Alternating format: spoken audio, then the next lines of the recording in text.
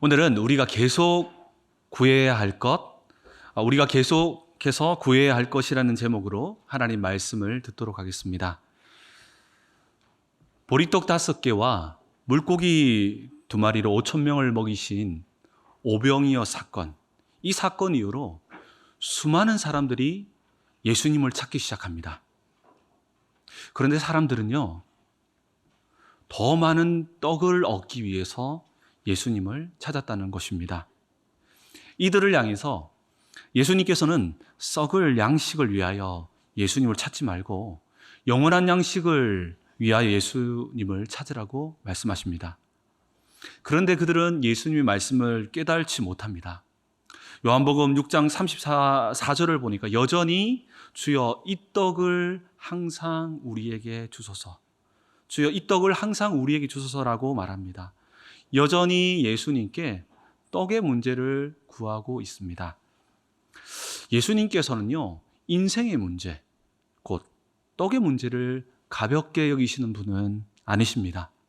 오병이어 사건은요, 인생의 배고픔을 해결하기 위해 베푸신 목적도 있습니다.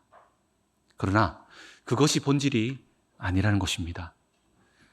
썩는 양식을 통해 영원한 하늘 양식 대신 그리스도를 바라보게 하는 것이 본질이었습니다.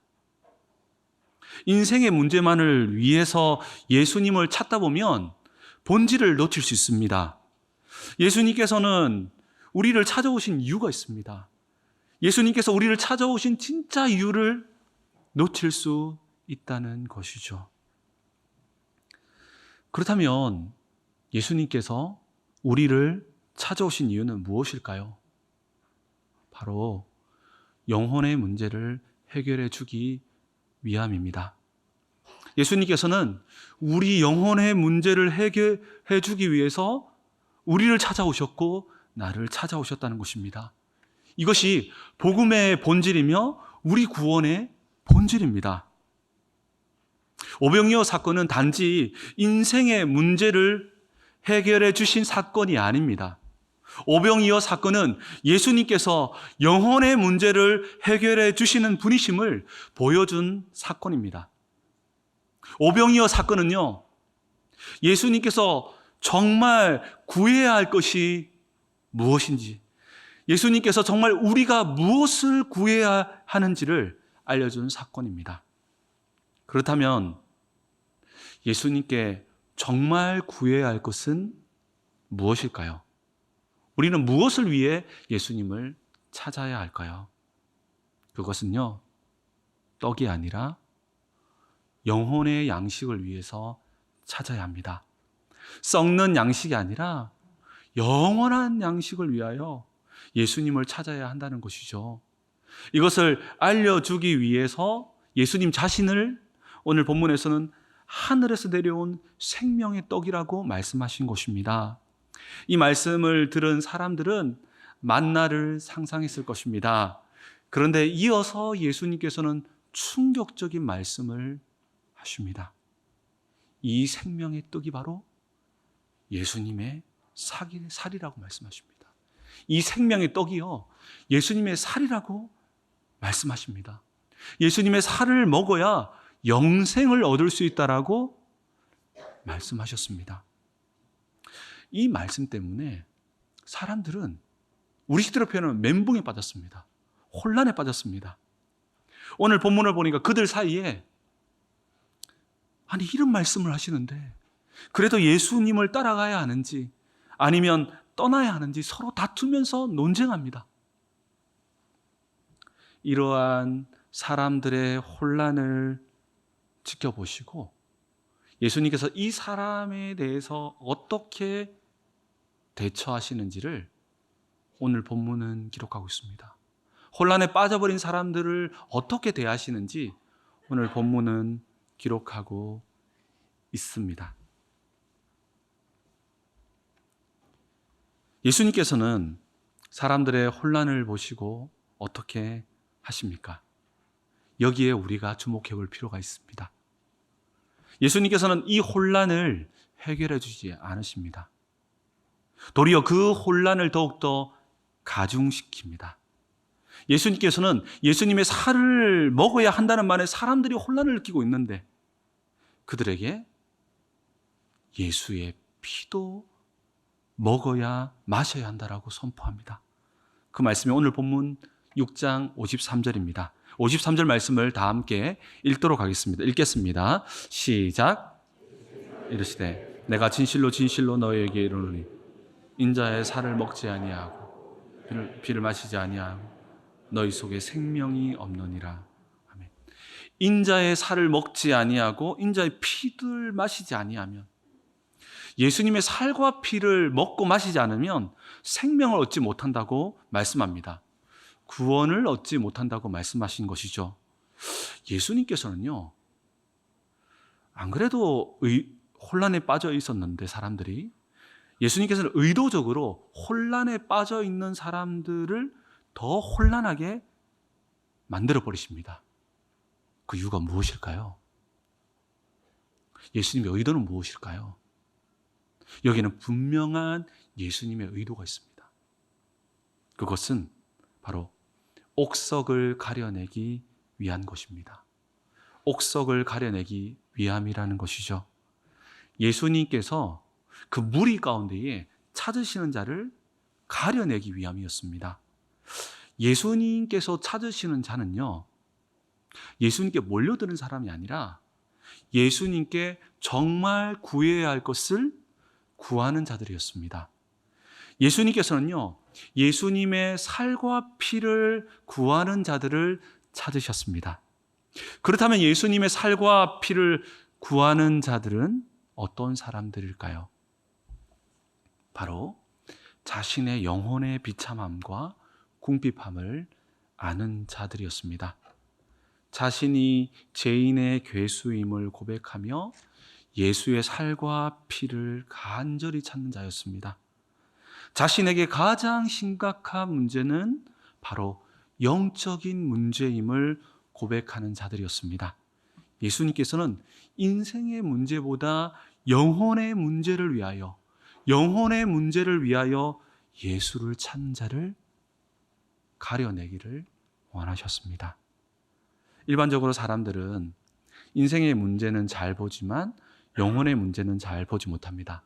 사람들은 인생의 문제는 크게 여기지만 영혼의 문제는 액세서리처럼 가볍게 여깁니다. 그런데요, 하나님께서는 우리 진짜 문제는 영혼의 문제라고 말씀하시는 것입니다. 왜냐하면 인생의 문제는 영혼의 문제의 결과물에 불과하기 때문입니다. 그렇기에 우리 인생에는 예수님의 살과 피가 필요합니다. 우리 인생이 편하다고 해서, 가정이 화목하다고 해서, 좋은 차를 타고 좋은 집이 있다고 해서 우리 영혼도, 우리의 영혼의 문제가 심각하지 않은 것은 아닙니다. 하나님께서는요, 때론 힘들고 어려운 문제들을 허락하셔서 우리 영혼의 실상을 보기를 원하시기도 합니다. 그 영혼의 문제를 보고 결국은 예수를 찾기를 원하신다는 것이죠. 그런데 문제는 많은 사람들이 인생의 문제 자체에 빠져버려서 우리의 영혼을 보지 못합니다. 그러니 예수의 살과 피를 구하지 않고 인생의 문제만을 구하게 되죠. 분명한 것은 예수님께서 우리 인생의 문제를 해결해 주십니다. 그러나 그것은 덤으로 얻는 축복입니다. 우리가 정말 구해야 하는 것은 우리를 살리시는 예수의 살과 피임을 믿습니다. 이때 정말 살아나는 인생을 경험하게 될 줄 믿습니다. 마태복음 9장 12절을 보면요, 건강한 자에게는 의사가 쓸데없고 병든 자에게야 쓸데있느니라라고 말씀하시며, 나는 의인을 부르러 온 것이 아니라 죄인을 부르러 왔다라고 말씀합니다. 우리는 죄로 말미암아 병든 자였으며 예수를 믿고 치료를 받았지만 여전히 죄의 후유증으로 가득한 자들입니다. 그렇기에 우리 영혼을 위하여 예수를 찾아야 합니다. 이때 우리가 우리의 영혼을 위하여 예수님을 찾을 때에 예수님은 우리에게 어떤 처방을 내리실까요? 예수의 살과 피, 예수의 살과 피라고 우리에게 말씀하시는 겁니다. 예수님께서는 예수님의 살과 피로 더 혼란에 빠뜨려 옥석을 가려내십니다. 그 옥석은 바로 자신의 진짜 문제는 바로 영적인 문제, 영혼의 문제임을 자각한 자였습니다. 그 옥석은요, 예수님의 살과 피가 없으면 살 수 없다라고 고백하는 자들이었습니다. 그 옥석은요, 바로 예수님께 정말 구해야 할 것을 구하는 자들이었습니다. 이때 실제로 옥석이 가려지게 됩니다. 요한복음 6장 66절인데요. 우리 한번 자막을 보면서 함께 읽겠습니다. 시작. 다시 그와 함께 다니지 아니하더라. 아멘. 예수님의 살과 피에 대해 말씀할 때 예수님의 살과 피가 필요한 자와 필요하지 않은 자가 나누어집니다. 예수의 피와 살을 구하지 않고 필요하지 않은 자들은 이와 같이 모두 떠났습니다. 썩는 양식을 위하여 예수께 몰려들었던 수많은 무리들이 예수님을 떠났습니다. 심지어는 모든 삶을 주님께 헌신하겠다고 말씀했던 수많은 제자들까지도 떠나갔다라고 말씀하시는데요. 예수님께서는 이것을 원하셨습니다. 예수님께서 제자들에게 던진 질문을 말씀을 듣고 있는 오늘 우리에게도 던지십니다. 67절에 제자들에게 뭐라고 질문합니까? 또 우리에게 뭐라고 질문합니까? 너희도 가려느냐? 사랑하는 성도 여러분, 분명 예수님께서는 우리 인생의 문제를 해결해 주시기도 합니다. 그러나 그것이 우리 믿음의 본질은 아닙니다. 그것은 우리가 예수를 찾고 예수님께서 우리를 찾아온 본질이 아닙니다. 우리가 정말 구해야 할 것이 있습니다. 바로 예수의 살과 피입니다. 죄성으로 가득한 우리에게 여전히 예수의 살과 피가 필요합니다. 영혼의 문제를 가볍게 여겨서는 안 됩니다. 예수님께서 하나님께서 찾으시는 자는 영혼의 문제를 위하여 예수를 찾는 자입니다. 그렇게 우리는 예수의 십자가를 구해야 합니다. 그렇게 우리는 예수의 새 생명을 구해야 합니다. 그렇게 우리는 하나님의 사랑을 깨닫고 경험하도록 구해야 합니다. 이때 하나님께서는요, 성령으로 말미암아 예수의 살과 피를 먹게 하실 줄 믿습니다.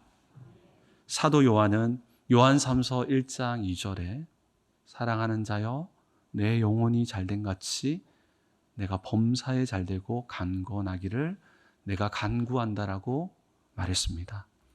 내 영혼이 잘됨 같이, 내 영혼이 잘됨 같이. 우리 인생에 정말 예수님께 구해야 하는 것은 영혼의 문제라는 것이죠. 예수님께서는 지금도 썩는 양식을 위하여 예수님을 찾는 무리와 예수님의 살과 피가 없이는 살 수 없는 존재임을 고백하는 제자를 가려내고 계시다는 것입니다.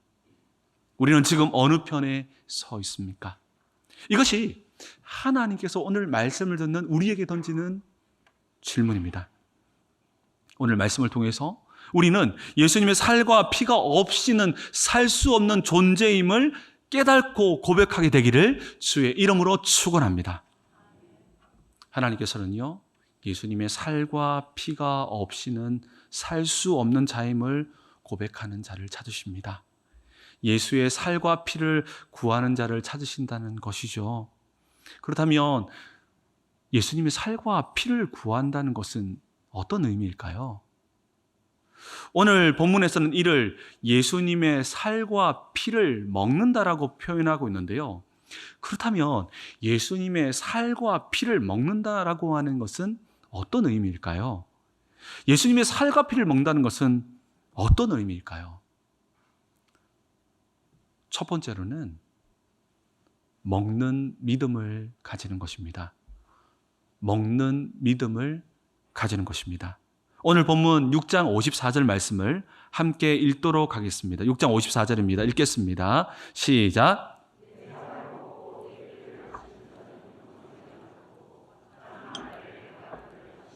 할 일이에요. 내 살을 먹고 내 피를 마시는 자는 어떻게 됐다고요? 영생을 가졌고. 예수님의 살과 피를 먹는 것은 영생을 얻는 길임을 예수님께서 말씀하십니다. 구원이라는 것이죠.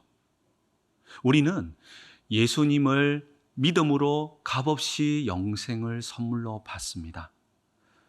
그렇다면 예수님께서는 이 믿음을 내 살과 피를 먹는 것으로 설명하고 있습니다. 예수님께서는 영생을 얻기 위해서는 어떤 믿음을 가져야 하는지, 어떤 믿음을 요청하고 있습니까? 어떤 믿음을 가져야 구원을 얻게 된다라고 말씀하고 있습니까? 바로 먹는 믿음입니다. 영생을 얻는 믿음은요, 구경하는 믿음이 아닙니다. 실제로 먹는 믿음입니다. 실제로 경험하는 믿음이라는 것이죠. 십자가의 간에서 듣고 알고 동의하는 정도의 믿음이 아니라 십자가를 실제로 경험하는 믿음을 말하는 것입니다. 이를 예수님의 살과 피를 먹는 것을 믿음으로 예수님께서는 표현한 것입니다. 여러분, 지금 우리 눈앞에 맛있는 음식이 놓여져 있습니다. 이 음식을 보고 그 음식에 관해서 들어서 아는 사람과 이 음식을 맛을 보고 아는 사람은 완전히 다릅니다. 예수님께서는 맛을 본 사람을 찾으십니다. 예수님께서는요, 아는 믿음이 아니라 맛을 본 믿음을 통해 영생을 얻게 됨을 말씀합니다. 이것이 성경이 말하고 있는, 예수님께서 말씀하고 있는 영생을 얻는 믿음이라는 것이죠.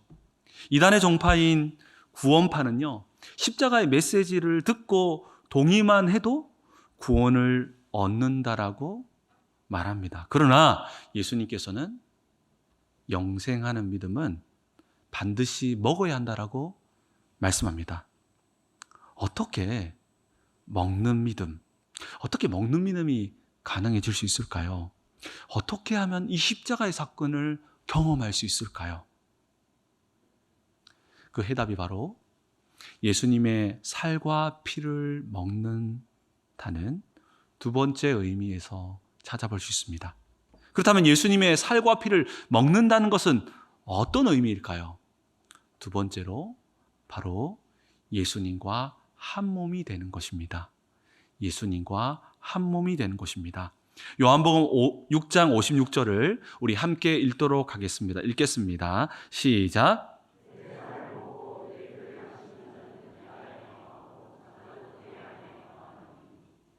내 안에 거하고 나도 그의 안에 거하나니.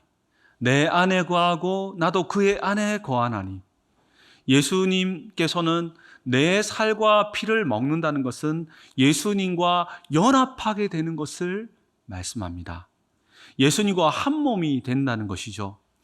우리가 죄인됨을 깨닫고 예수의 살과 피를 구하면 성령으로 말미암아 우리가 예수님과 하나가 됩니다. 예수님의 살과 피를 구하는 자에게 신비한 일이 시작되는데요, 성령으로 말미암아 영원히 예수님과 한 몸이 된다는 것이죠. 그 누구도 우리 주 그리스도 예수 안에 있는 하나님의 사랑을 끊을 수 없다라고 성경은 기록하고 있습니다. 이 사실을 믿으시기 바랍니다. 이때 우리 안에 새 생명이 시작됩니다. 이때 예수님의 새 생명은 우리 인생을 새롭게 합니다. 이것이 바로 그리스도와의 연합입니다. 우리가요, 예수님과 연합할 때 신비한 일이 일어나는데요, 예수님의 십자가가 나의 십자가가 됩니다. 우리가요, 그리스도와 연합하게 될 때요, 예수님께서 모든 순종을 이루셨는데요, 예수님의 순종이 나의 순종이 됩니다.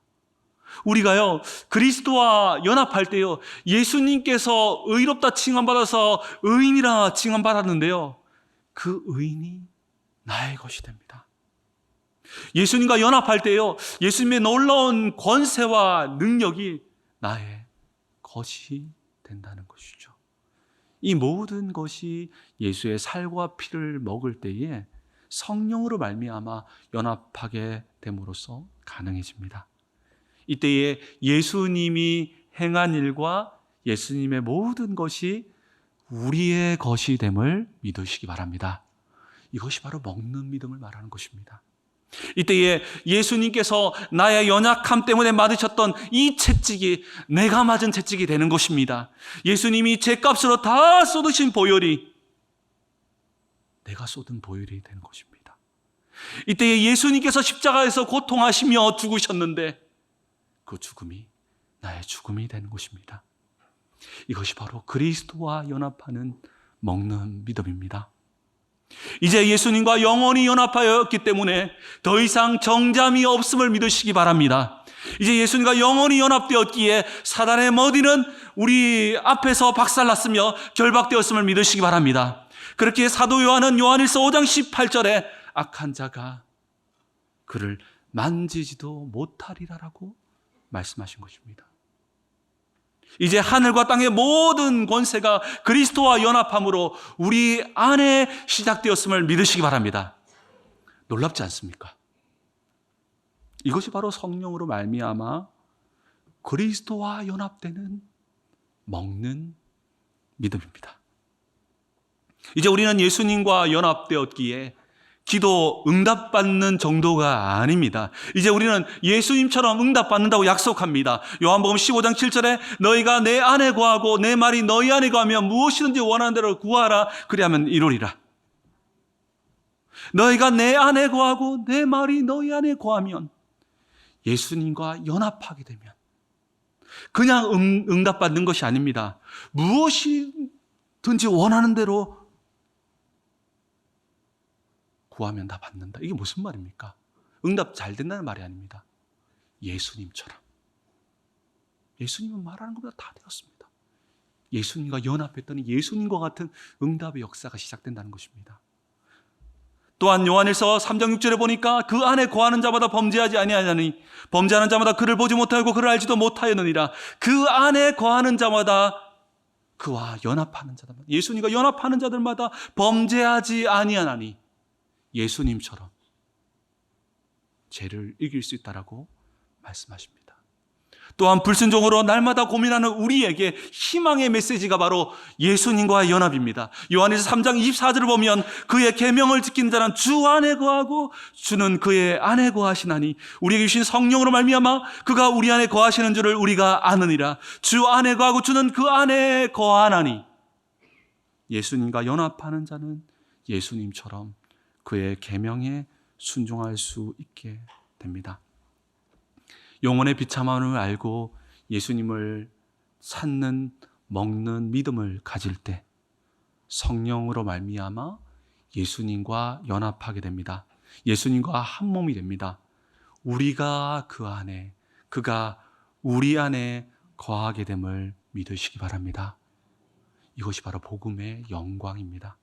이 복음의 영광을 깨달아지고 누려지는 역사가 우리 안에 시작되기를 주의 이름으로 축원합니다. 우리가 정말 구할 것은 주님의 살과 피이며 우리가 주님의 살과 피를 먹을 때에 예수님과 하나가 됩니다. 이때 놓치지 말아야 할 것이 있습니다. 우리는 계속해서 예수의 살과 피를 먹어야 한다는 것입니다. 우리의 영혼은 끊임없이 예수님을 통한 영적 회복이 필요합니다. 대수술이 끝났다고 해서 바로 퇴원합니까? 바로 치료가 끝납니까? 계속해서 치료와 약을 먹고 관리해야 합니다. 우리 영혼도 마찬가지입니다. 우리는 매일매일 예수님의 살과 피를 먹고 회복해 나가야 한다는 것입니다. 그렇기에 예수님께서는 자신을 매일 먹어야 하는 밥 아시죠? 매일 먹는 거. 그래서 예수님 자신을 양식에 비유하신 겁니다. 매일 먹어야 된다는 겁니다. 우리는 예수님의 살과 피를 먹고 성령으로 말미암아 예수님과 연합함으로 우리 안에 새 생명이 시작되었습니다. 이것이 구원의 끝이 아니라 구원의 시작입니다. 우리는 주님 오시는 날까지 일용할 양식으로 예수님의 살과 피를 먹어야 합니다. 예수님과 연합함으로 계속해서 살아나야 한다는 것이죠. 이때 놀라운 일이 시작됩니다. 바로 예수로 말미암아 살게 되는 역사가 시작됩니다. 마지막으로 요한복음 6장 57절 말씀을 함께 보겠습니다. 우리 같이 읽겠습니다. 시작.